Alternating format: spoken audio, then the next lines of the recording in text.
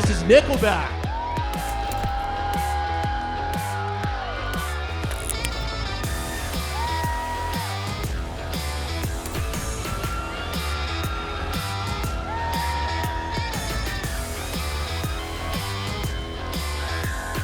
Right?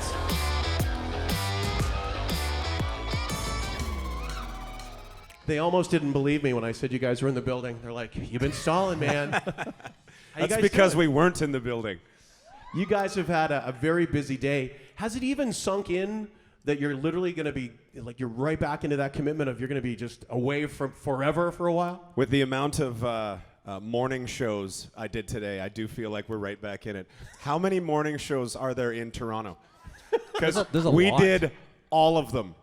We did morning shows that I don't even think they were morning shows. They were just telling us they're morning shows. We hit all of them. You're doing the stations with a soca format? We tasted baking. Yeah. I mean, they were baking things. We were on Maryland. It was delicious. We're tasting cupcakes and like all kinds of like it's just the shit that just we don't normally do. And then she's like, "Let's talk about the new album." And I'm like, We got about 3 minutes, and we're going to be on Top Chef, I think, after this. So, Top Chef, and then you're going to do Top Gear. You're going to do all the top shows. All the top stuff, yeah. At the end of the career, we're going to be on Chopped?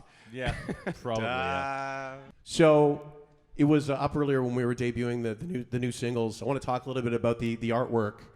Last time we talked, it was the Feed the Machine record. Nickelback known for darker imagery with albums and stuff, and this definitely, I would say, is an album cover that's got a sunnier disposition. I think you guys would agree. It's nice and bright. Tell me about the artwork. I'm glad you guys love it. Yeah, we just decided we were going to go, because have you guys played High Time yet? Yes. Okay, so if you played High Time for them, in the chorus we say, well, it's high time you and I got rolling. And so I said, well, what if we leaned into this whole 70s thing, and we built imagery around this van, and we gave it like a twin rear axle just for fun, and it was just really and then all the T-shirts we're gonna sell, in the concerts, all vintage. Just lean into this, start selling rolling papers that just say "Get Rollin" on them. I've pre-ordered the rolling papers, actually. There you go. So, there you go, right? So as soon as so I'm drunk and I'm stoned and I'm in my pool. I know you're having a hard time picture this. And I sort of come up with this dumb idea. I get the boys on the phone. I'm like, hey. And I just give them this sales pitch, right? And they're like, that's not bad. I'm like, really? I'm pretty high. So, guys, is it unusual to get the pitches from Chad at weird times and weird hours where you're like, oh, shit, should I pick this up? Thankfully, not anymore. But not so much anymore. No, it was good. And it's funny. It's the hardest thing for us to do is to come up with a title or an image to encapsulate the whole album, because they're not concept albums, not yet anyway. So you were saying, like Feed the Machine looked a little dark and brooding, and it's not necessarily the case. More rock for sure, but this one we're like, we gotta lighten it up. And I instantly liked it when he brought this thing up, and like the idea of the van, and then coming through with this kind of a drink coaster looking. I don't know. It's an album that's been played, right? California there. beach trip. It's the outline of an album. Yeah. Because it started to make sense because, like you said, High Time was there. Those days is kind of retro for us. It was a good feel between the 70s and 80s kind of thing, and then that tidal wave. I'm just like, this just makes sense, and it's nice to have a lighthearted looking thing, and yeah. So I don't know. It's a change for sure. I think one of the things that us hardcore Nickelback fans love about you guys is you do so many styles really well. And personally, and a lot of people that I talked to today were big fans of the first single because it brought two of the things we love about Nickelback, which is the punch and the crunch, which was San Quentin. So let's talk about that for a bit, because I love any origin story that starts with, so I was at Guy Fieri's birthday party. Right. Yeah. I think it was his 50th. And it was a room about twice this size. And it was full. There's a band. And I was over in the corner. And I'm just sort of taking it all in. And it's a hell of a party. And everyone's having a blast. And there's lots of celebs and people running around. And next thing I know, this guy comes up and says, hey, Chad, I'm a fan. Nice to meet you. I said, hey, what's your name? Da, da, da. What do you do? And he says, I'm the warden for San Quentin. And I just kind of went, bullshit. I don't believe you. He was just way too young. What was this? Like, I'm waiting. Like, I'm thinking, the warden for San Quentin's got to be this hardened character, you know, for a prison that's that notorious, that has that dark of a history. This dude was young, and he's like, no, we're all about rehabilitation. And I'm like, oh, yeah, I think you might actually be the warden. But right away, I just sort of went, San Quentin. I turned around on my phone and was like, I'm keeping that. I'm going to put that in there and just wait. So then when the aggressive riff started coming around and I screamed out this, can somebody please keep me the hell out of San Quentin? Then we knew where we were going. There you go. I think he's trying to grease the rails for when he gets there, that they'll treat him well. Right. Come on, man. I told a lot of great stories about you. If I ever end up in San Quentin, if you need a house or you need some protection, I'm going to surround myself with some dudes. I want my own cell. Unlimited phone calls. I wouldn't mind my own cell phone, if you know what I'm saying. The video, too, was like a Nickelback call to arms for fans, guys, at Simon Fraser University. What was the vibe on that like? What did you guys think of that night, that day, that full day? It was hot as hell. I think it was like 35 in the full sunlight, but it was kind of weird to go from the lockdown being in dad mode to bang in front of fans again. It was kind of like you teleported. Re-entry's a bitch. Let's put it that way. Yeah, not only that, when it's 35 in Vancouver, everyone's looking at the sky going, what's the bright thing that's causing all this heat? It's like, everyone's just like, what is that? That's called the sun. Get Rollin is Nickelback's 10th studio album. It's available everywhere. I'm Jay Michaels with my pal Sarah Christie, who's going to be doing some audience questions in just a second. Obviously, we got Chad, Ryan, Mike, and Daniel from Nickelback, everybody. So one of the things that I read a lot about diving deeper into the songs was stuff that came from the vault, be it a riff or be it a song fragment or something like that. And it reminded me of an interview I watched with Eddie Van Halen where he was taking 60 minutes through 5150. And he's like, this is the archive. And it's just like 3/4 inch Maxell tapes from the floor to the ceiling. And I can't help but think that Nickelback's vault is probably a little more modern. Is there a legitimate vault, or is vault just something that's used? Yeah. My vault looks like this now. Do not lose that vault. Yeah. No, but no, there's hard drives. There's kind of hard drives kicking around and stuff. But there's so much stuff on there that every time we go to make a new record, these guys constantly remind me, like, dude, there's so much good stuff in there. Like, let's peruse. Let's go through there, take a little peek, a little look-see, and find out if there's anything in there that we want to bring forward. And we did it again this year. Like, we brought up this song. I'm not sure what he has or hasn't played for you guys yet, but did you hear best bumper sticker ever? Does Heaven Even Know You're Missing? Did you guys hear that one? That's the last half of the night after we do we do pictures. Okay. But that's coming. The rest of the record's coming. Okay. So when it does arrive, now you guys will know, that was way back in the vault. The idea was that chorus had been around for quite a while. But every time we went to record a record, there was always another piece of material on the record that sounded like that, or that was close, or was in the vein, or it was just similar enough where I was worried that song wouldn't stand on its own two legs, like it wouldn't shine on the record, and so we just kept holding it. And just kept holding it. Finally, we get to this record. We didn't have one. It's like, wait a minute. I'm pretty sure we've got this. Pulled that forward, and then finished it, recorded it, in its entirety. And I think it sounds great on this record with all the rest of the stuff. Been talking to one of my friends, Sarah Christie, who's in the audience with some folks that have written some questions that they have for the band. Always one of my favorite parts of an event like this is to hear from the super fans. So let's go. Okay, so I'm hanging out with Jennifer Byrne from Kitchener, who is rocking your I Love Nickelback shirt. Okay, hi, Jennifer. Emily loves it. Emily? Emily, hi, Emily. Hi, so my question is, so this is your first self-released album since The State in 1998. I was just wondering if you could tell us how the experience differed a little bit from those recorded with a label. Well, yeah, we can't say self-released. We can say recorded without a... Well, yeah, no, and I understand what you're saying. We'll explain a little bit. Yeah, I think since Here and Now was our last one that was under a standard label kind of scenario I think you're talking about. And everyone we did, we're just asshole control freaks. And so we'll do the album, and then we'll go, okay, now who wants it? And so we kind of do it. We don't have a lot of label participation during the creation of the albums, and especially from No Fixed Address and Feed the Machine and this one. So then we look for a partner after the fact. We're just like, it's not like, what do you think? How do we make it better? It's like, no, this is what it is. Do you guys like it? This is us. Do you like it? So that's kind of the process. But yeah, I mean, it's since the state.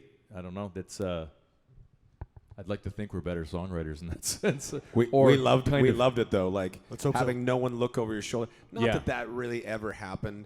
And when we signed to Roadrunner Records back in the day, and we were on Roadrunner for many, many albums, our A&R guy, his name was Ron Berman, 6'7", this big imposing figure would come in and he'd sit in the back of the room, and then he'd flip through his newspaper, and I think Ron sort of knew that his suggestions weren't really welcome.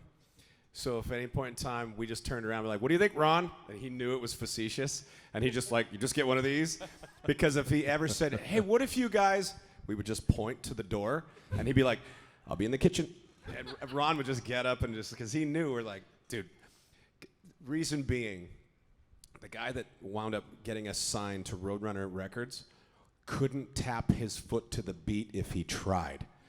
And we would watch this, I'd be like, watch his foot. I'm sorry, Ron, if you're listening to this. Ron, if you're listening, you know we love you. I wasn't expecting this, Ron. But this like, is out of the blue. But we love Ron to death. But Ron's more of a marketer than he really is sort of a musician sort of thing. So he's not the mad genius in the back of the room going, guys, this is what this song needs. Nah, it wasn't really happening with Ron.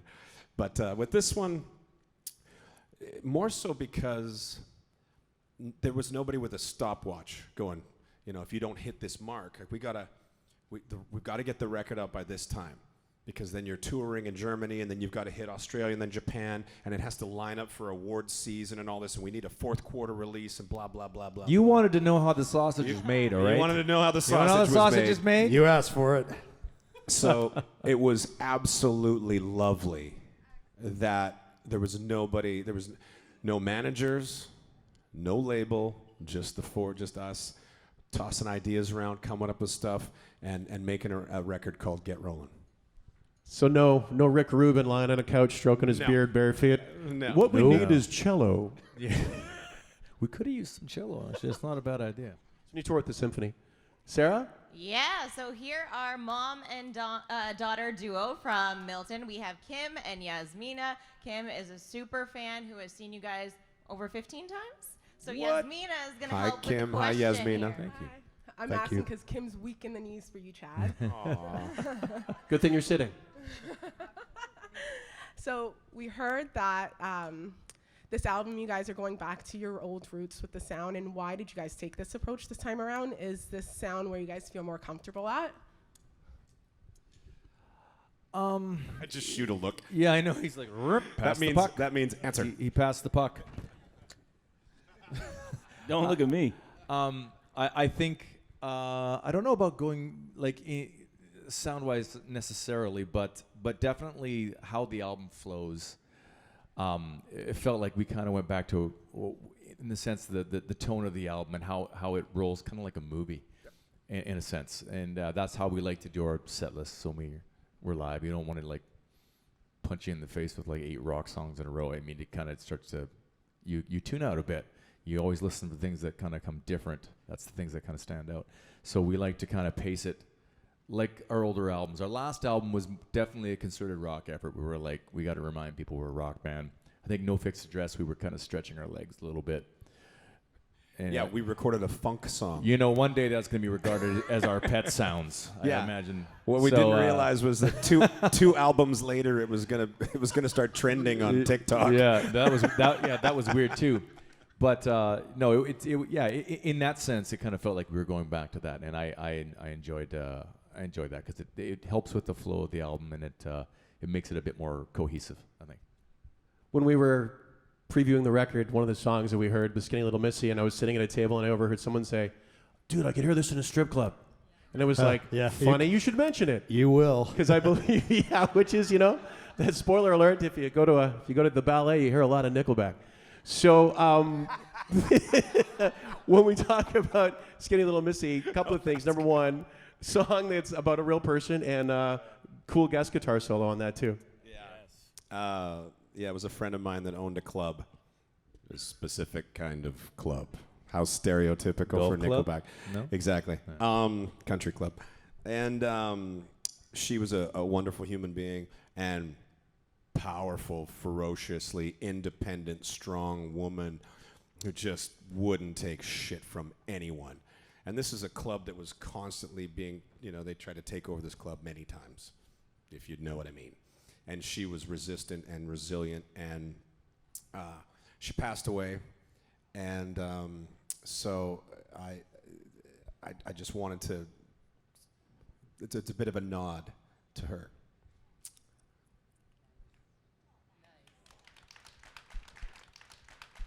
It's the iHeartRadio album release party from Nickelback's Get Rollin', everybody. You got me. Before we get into a song, because last segment we were talking a little bit about some of the funky spaces you guys have found yourselves into. I'm curious, when you guys were doing the record, and Mike, Daniel, Brian, anybody jump in with this one, you talked about recording funk a couple of records ago. Was there any time on the floor, any time where you're working songs where you went into a space where you're like, oh, this is just funny, or this is just a cool groove that wouldn't normally be you guys, but you had some fun with it? More times than I can count. Yes. We rented a house in Hawaii, and we were in Maui, and I started doing this weird little and we just kept going with it, and it turned into a song called Sister Sin. Sister Sin. It's like a bluesy kind of country-ish kind of weird. It's just all I don't know where it was vibe, right? It's one of those things where we just don't know what the hell it is. Right. It's just like it's just got too many things coming in it from too many directions, and we don't even know how to classify. We don't even know what the hell it is until I start singing on it, and then you just call it Nickelback.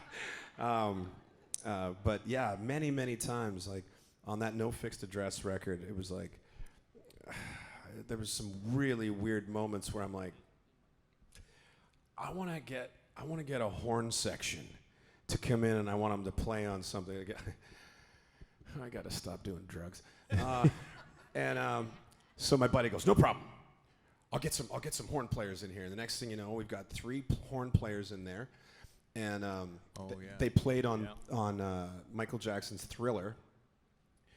And so they had the music for like 24 hours, and they came in, and these guys were dialed. And they're doing all these, that was the one that we had Flo Rida on. Yeah. So let's get a rapper and a horn section. And right after this, we're going to do a funk song. I mean, I don't know what the hell's going on. I was homeless at the time. And it's just, that's why we called the album No Fixed Addresses, because we just kept renting different places. And we would suck all the creativity out of a building. We'd have it for like a month, and as soon as it dried up, and we're just like couldn't come up with it, it's like on to the next place. We had. I remember that you were talking about Sister Sin. I remember just chasing weird ideas. We made these. You hear these clap sounds at the beginning of the song where it goes clap clap or snap snap. That was like pieces of laminate floor we found in the garage, and we would just start smacking them together to make your own sound, or you start beating on Helen Hunt's we were in Rubbermaid tubs. Yeah, we were in Helen Hunt's house. We rented, and what song was that? The cover we did. That was covered Dirty Laundry we did. Dirty Laundry. Dirty Laundry. So we mic'd You guys remember that one? The Donna Henley tune, Dirty Laundry? Remember that cover? 3 of them. 3. That's great. That's we good. Yeah, it's a great song. We mic'd her garage and played percussion on her recycling bins, garbage cans. We're playing her old beer bottles with sticks. Yeah, it was fantastic. We set up this, so everywhere we would go, we just had this mobile rig that we could tear that down and set it up in an hour and a half. Full rig, ready to go with a vocal booth and everything. So we set up this vocal booth, and we've got all these packing blankets in there. And I convinced Mike, I'm like, I don't want all the backing vocals to just sound like me. So I need you to go around around behind this thing, and I want you to sing this this thing, and he's got to go like, and he's like, yeah, I could do that. So he goes around the corner, and I see the shirt go, flips over the thing, and we were joking anyway, like, and his son, It's Hawaii, man. Dawson, and I both take out our phones right away, and I'm like, roll the track, and Mike's in there, and he's got his shirt off all of a sudden. He starts singing these background vocals, and at the same time, Dawson and I just lift our phones right over the top of the thing, and we start filming him, and he just looks up, he's like, you guys suck. No, dude, it was I was feeling it. You know, I was feeling it. it was your Roger Taylor Bohemian Rhapsody moment. You were doing the Galileos. That was great. There you Yeah. go. Good for you, man. Right? You're in the moment. Don't listen to these I was guys. feeling it, you know. But it was funny because I was enclosed in this, like you said, in this packing blanket kind of isolation booth, and I was just fully in the thing and like shirt off, and then like right over the top. I just Why see was these- your shirt I just see off? it. I don't know. I think I was hot, but You just watch these you just two- watch Cops. Two phones just came up over the thing. I was like, I'm trying to find Sarah. Sarah, are we ready to go with some more questions? Yeah, we have Chandler Brisbois from Fort Erie. What do you want to ask? Hey guys, this may be going back a bit, but where did you get the inspiration for the song "Savin' Me"? What's the story here? good What's question. the story? Oh, Let's see what he says. that song, writing that song was hard. We had the verses done, and we loved the verses of the song. Like all the prison gates won't open up for me. We've got all that going on, right? And we're loving that. In the second verse, it's like, this is great. We've got this vibe going on. It's dark. It's powerful. And then we kept getting to this chorus and be like, this part sucks, you know. And we had to rewrite the chorus 3 different times because we couldn't find the way we wanted it to be, until I just did the show me what it's like, and I started doing this thing, and then everyone goes, that's it right there, that's the bit right there. And what I don't think a lot of people know is, for Batman Begins, was it Batman Begins? It was Batman Begins. So the new round of Batmans with Christian Bale, they asked us for a submission. So so the whole thing is about me it's all just about being Batman. There you go. But the song started turning out so well that we were like, there's no way in hell we're going to give this over to a movie. We're putting this on the record, and I'm so glad we kept it, because now we have Saving Me on all the right reasons. Not your first superhero foray either, because you guys had Hero. Yeah. You're Spider-Man, right? Yeah, Yeah. Hero. Yeah, there was tons of them for a while. They were like, if you've got a superhero movie and you need the song for a soundtrack, well, you got to get Nickelback. We did who's the blind guy? Daredevil? Daredevil. We're on the Daredevil That was soundtrack. slow motion, I think. There was like, I think we've been in like 4 by now. It's We just had like one on The Punisher, I think. Punisher. I mean, I'm serious. We ran the gamut. There's anybody from the Marvel universe here tonight? You know, gonna you say- can pitch the band after. Yeah. Sarah, do we have a second question? Yeah, here is Dana Thompson from Hamilton, who saw you guys for the first time when she was 8 years old. Hello. Oh, hey. Hi. Good to see you Hi. again. Good. This is my brother Kyle. Kyle, you Hello, brought her to the Kyle. show? Yes. The older brother? Nice. Yes. Don't tell Mom, but we're going to a rock show tonight. My mom actually gave him the spot. So. Oh, Yes. Take your Boom. sister. nice. My question is, what is the best piece of advice another musician has given you as an individual or as in a band? What's the best piece of advice a musician has given us? That Don't listen to musicians. Yeah, that I Like, still none haven't of 'em. taken. Breathe in songs. I won't say who said it, but he's one of the biggest rock stars in the world in my eyes. And he and Mike were traveling together in a truck, and he just turns to Mike and just goes, "Your brother sure doesn't like to breathe during songs, does he?" He doesn't take breaks. He's got 2 microphones, one beside each other. Yeah. And So does Brian.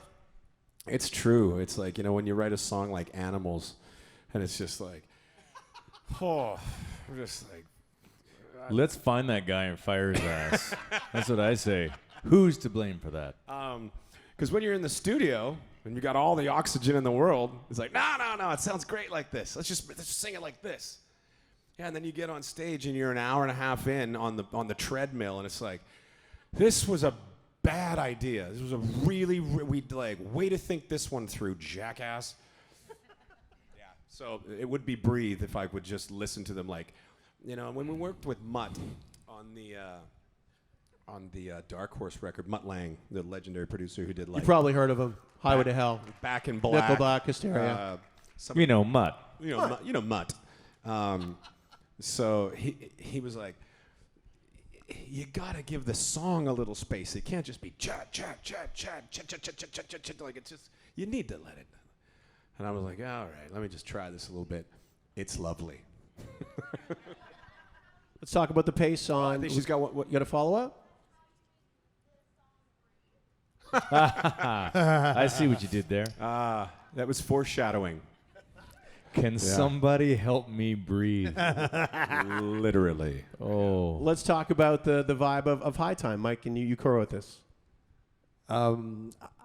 Yeah, High Time was one that I think it took a little bit of a left turn because I sat down with the track kind of late, and a lot of times go into a track and have no idea what to play, and this was one of those cases.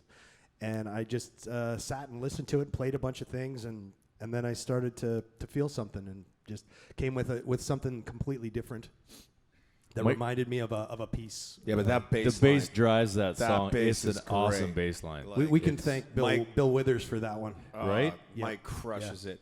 Because Yeah, I got the inspiration from Bill Withers. Use Me, I believe the song is called Use Me, or Use Me. Is that right? Yep. Yeah. That's the kind of vibe I was kind of feeling, and I could kind of hear it in my mind going on top of that song. Bill's still alive. He's gonna sue you probably for that. Come and get it, Bill. All right. Yeah, like I was just sort of chugging along, and I started doing this, just going on. Like I just had this 70s vibe about getting in a van and, driving back and forth across the country from like festival to festival and picking up hitchhikers along the way. And, every time you just open the side door of the van, it's just billowing pot smoke out of there, right? So I've got this movie in my head, and I'm just sort of chugging along, and then Mike comes in and does this like, I'm like, that's badass. Keep doing that. And he's like, you digging this? I'm like, I'm digging that, dude. Keep doing that. Yeah, it was remember so good. I remember you told me when it was played back, there were some girls in the studio, and it made the booty shake. Yeah. And if it makes the booty The shake, true test. that's when I know I'm doing it right. I said, watch their feet. They're tapping their toes. That's what I said. Got to make the booty shake. Ladies, if it makes the booty shake, is that not the true test? Also, if the milkshake brings the boys to the yard? Well done. Nice tie-in. I saw this announcement today, and for me, I'm like, of course. This makes perfect sense. Inducted into the Canadian Music Hall of Fame, happening at the 52nd Annual Junos in Alberta, which is cool. Home turf, relatively close to Hannah. Very cool. How do you feel about that? It's strange. it's strange to really We don't think know about. how to take a compliment. It's Because you're Canadian. Yeah. I mean, sorry? That could be it. Yeah, exactly.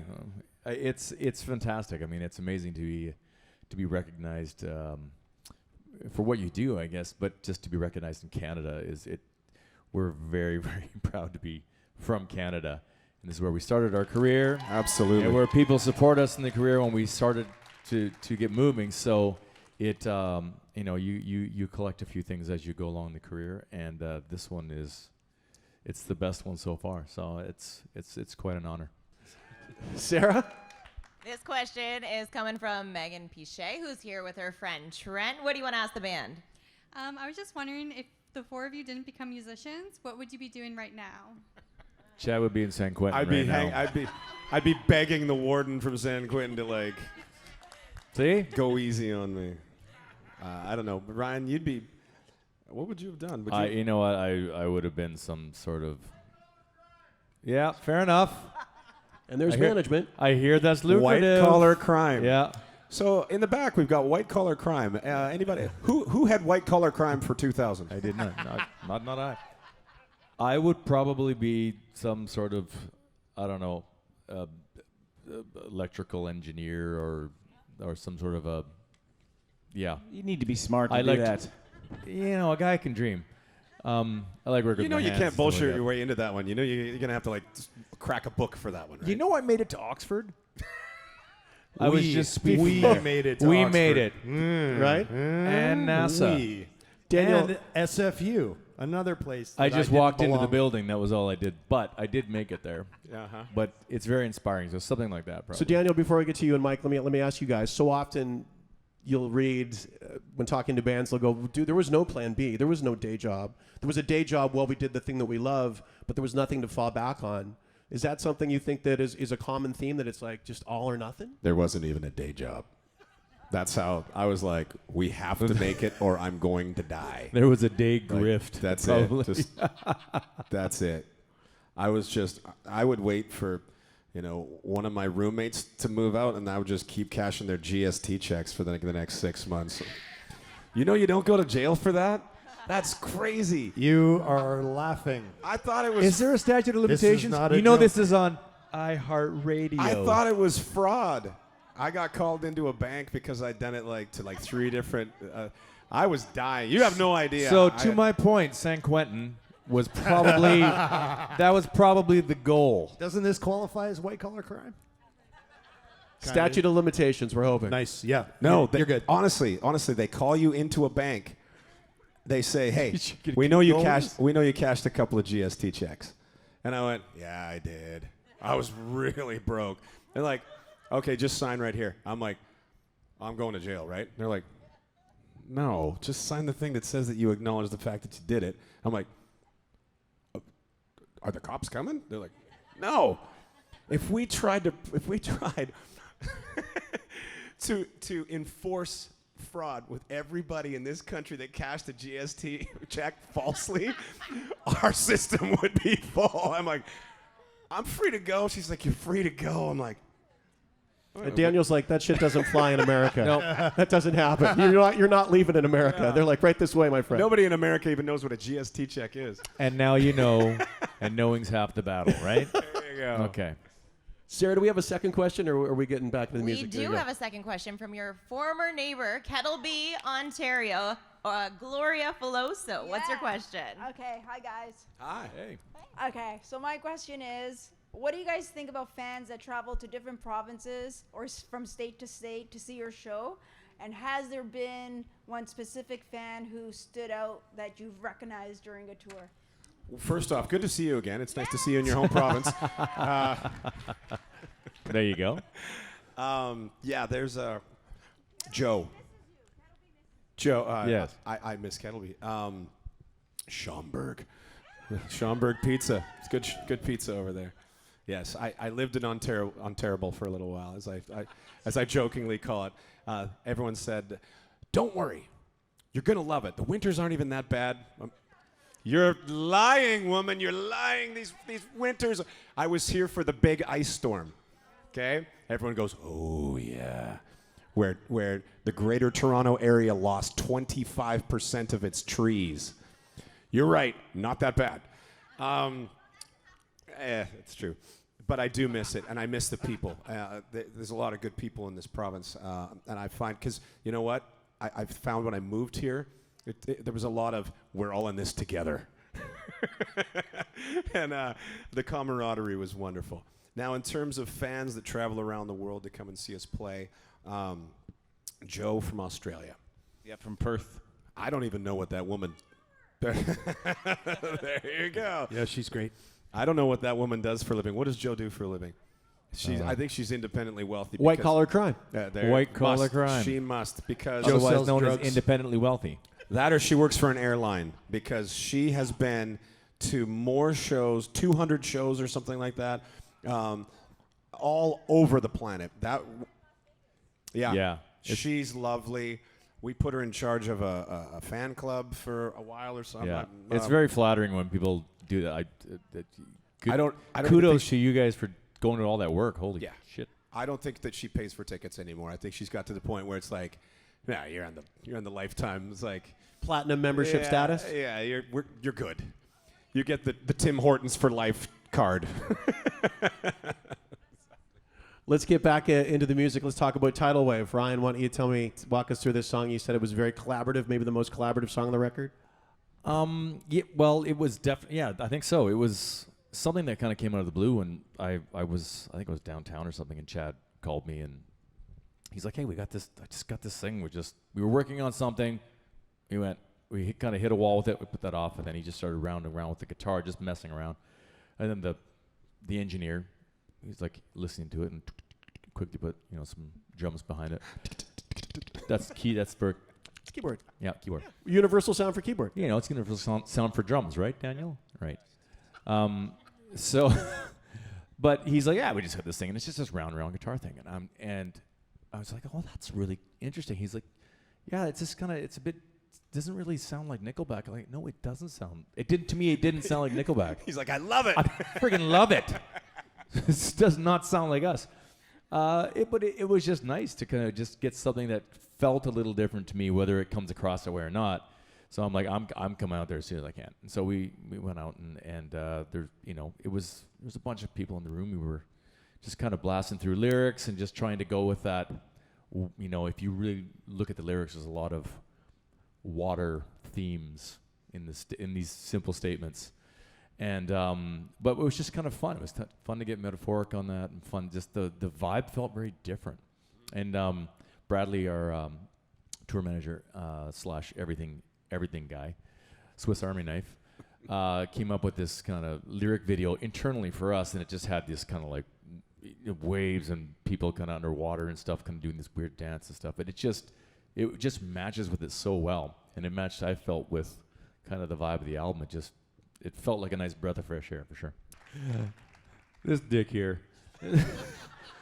Breath of fresh air, underwater. That's really good. That was good, actually. No, it was good. Touche. Way to go, Jackass. Way to think. I knew that this was a band that loved to have fun. I was watching. It was Daniel. It was something you said, and it was one of the videos, one of the concert videos. I think Nickelback comes home, and the interviewer was super serious, and he's like, "So when you're deep into it, man, and you're like really into a song, what are you thinking?" And you went, "Subway. Usually it's Subway roast beef, or I'm gonna have a club." Yeah. What did I order for after show? Order for the after show. No jalapenos this time. I gotta remember, no jalapenos this time. What was my second grade math teacher? Just like, what the hell was her name? The strangest stuff goes through your head. Sometimes. Like you're in the middle of a chorus, and the next thing you know, it's always weird when you realize that you're playing a show and you're not in some weird autopilot mode. Because when you're on show 200 of a tour, and then you go, Mrs. Medkey. Oh shit, where am I? Yeah. it's like, where am I? Yeah, you're like, who's been driving for the last 20 seconds? You have no idea.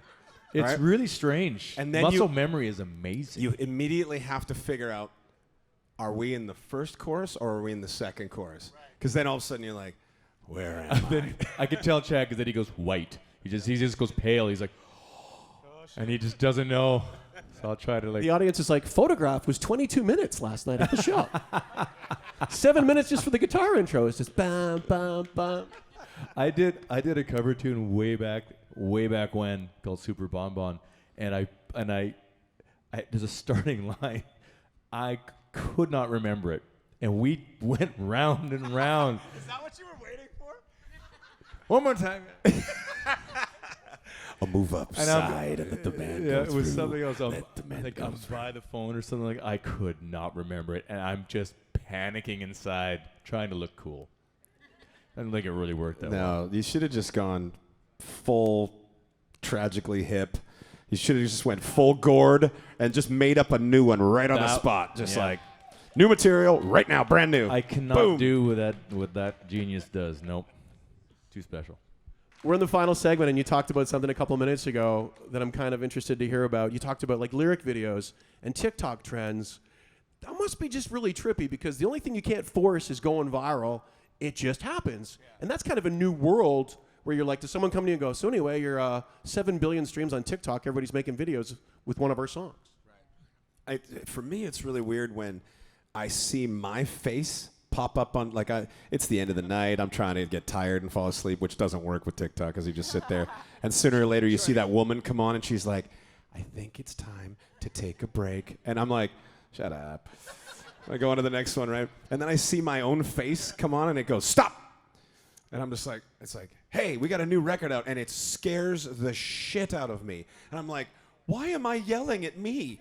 And it's just kind of like, my girlfriend will be laying in bed and she's like, what? And I'm like, she's like, did you get scared again? It's so weird, so bizarre, but yes. TikTok stories. Yeah. No.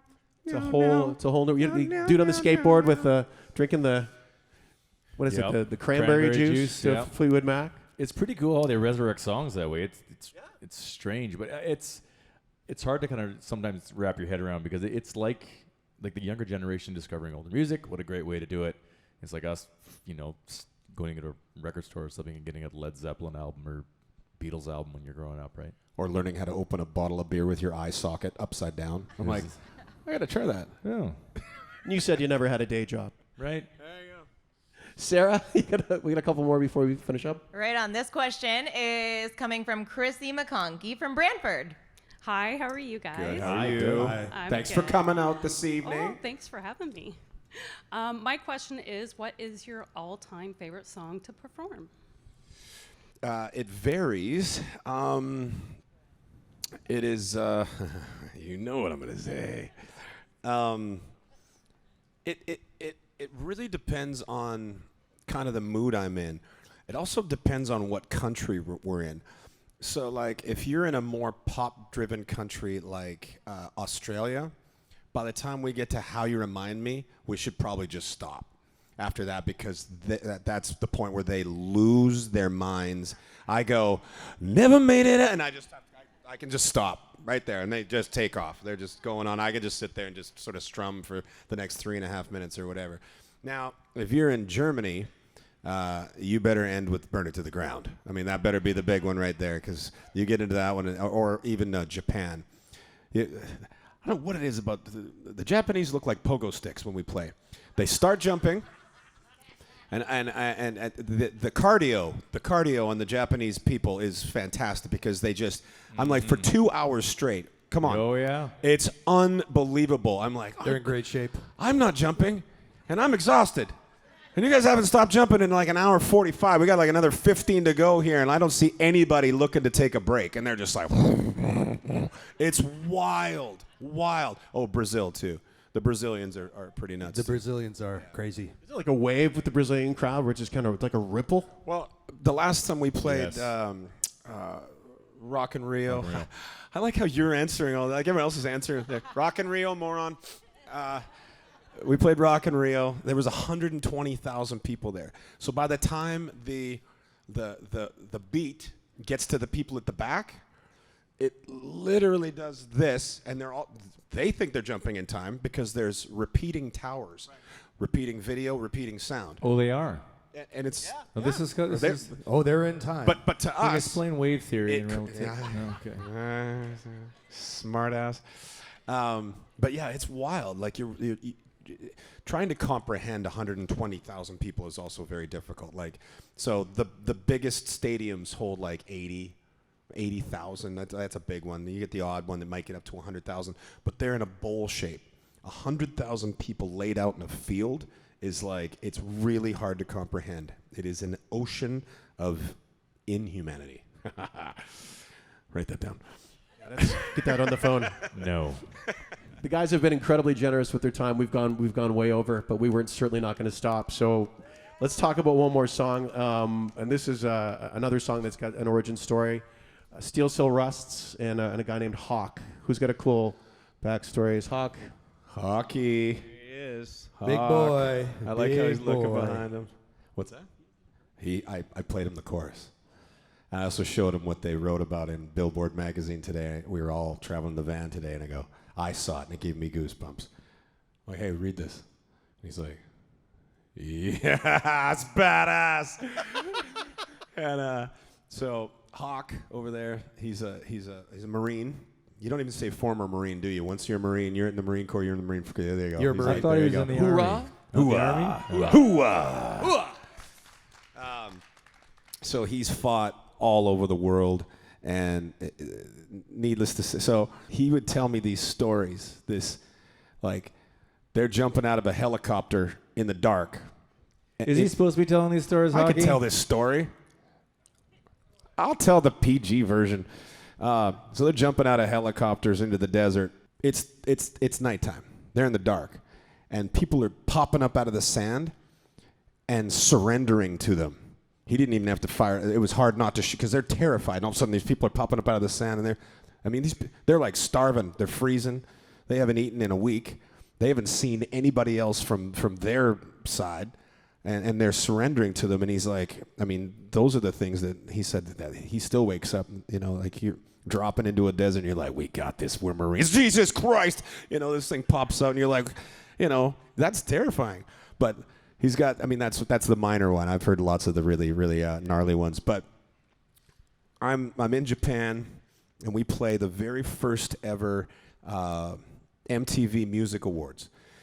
And I'm getting on the elevator, and this very famous singer says, right as the doors are closing, "Hey, Chad, I think we're staying at the same hotel. Let's go get dinner." And I'm like, "Yeah, we should totally get dinner." The doors close. I'm like, I think she just asked me out. I'm not going to say who this is.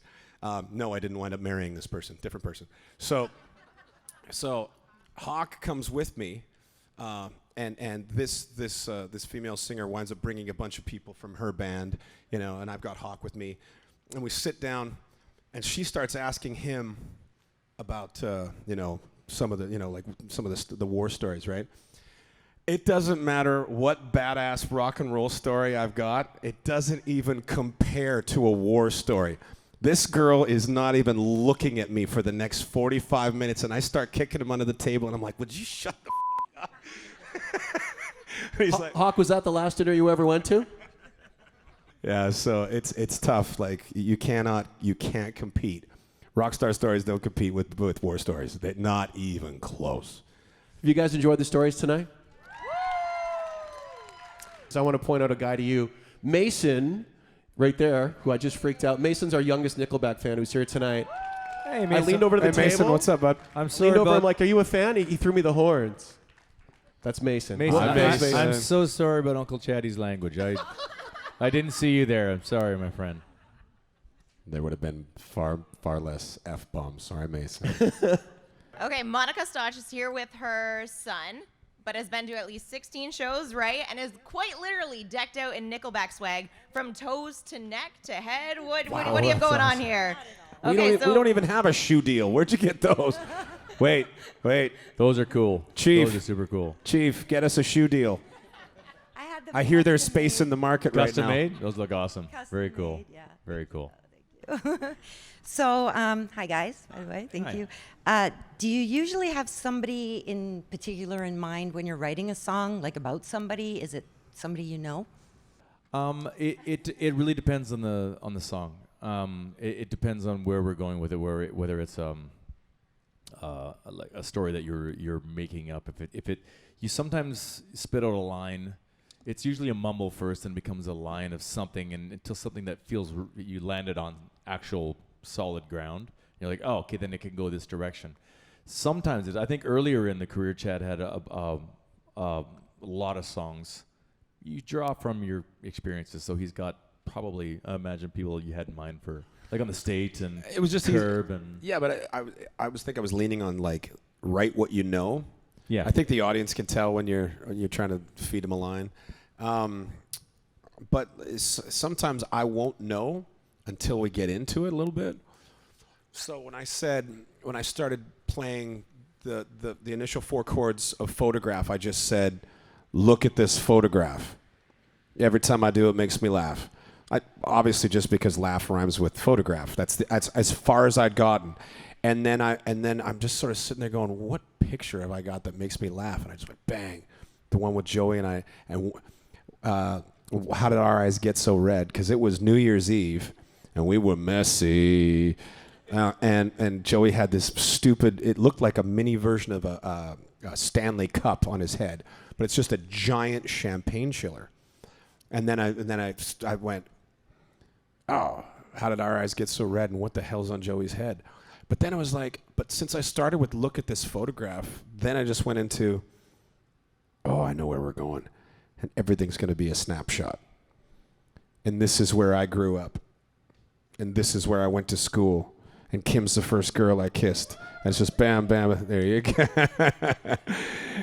I'll see you later. And then you know where it's going. Because I rarely have someone in mind, and I let the blah, blah, blah, blah, blah, blah just sort of go, and then you just, literally something just comes out of you. And I don't think that I'm spitting out all the lines. I think something would be like, oh, he's going to struggle with this one for a while. Boom, here, look at this photograph, idiot. It's like, oh, look at this photograph. You know, the next thing I know, I'm like, look at this photograph. And the stuff just kind of, just comes out, right? And then you know where you're going. But once you know where you're going, then the tricky part is it's like you've really got to work on it. You got to stay focused, and you can't try not to lose the plot. Like stay with it, because the more you stay with what you think is now going to be the main theme, and the more descriptive you can be, the better. It's just like bringing a viewer into a movie. It's like bringing a reader into a book. You know, the more descriptive you can be at setting who, what, when, where, why sort of thing. And I don't have my GED. The better you off, the better the song is. That's why right there. And I'm just incredibly full of shit as well. And by the way, my other job would have been used car salesman. 84 Honda Civic, got one right here. Huh? Power windows, power doors. Yeah.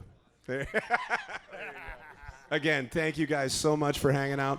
Of course, we got to thank Chad. We got to thank Ryan. We got to thank Danny. We got to thank Mike. We got to thank you, the diehards, the Nickelback fans Yes, like you guys. myself. Thank you guys. Thank you for coming. Good night. So.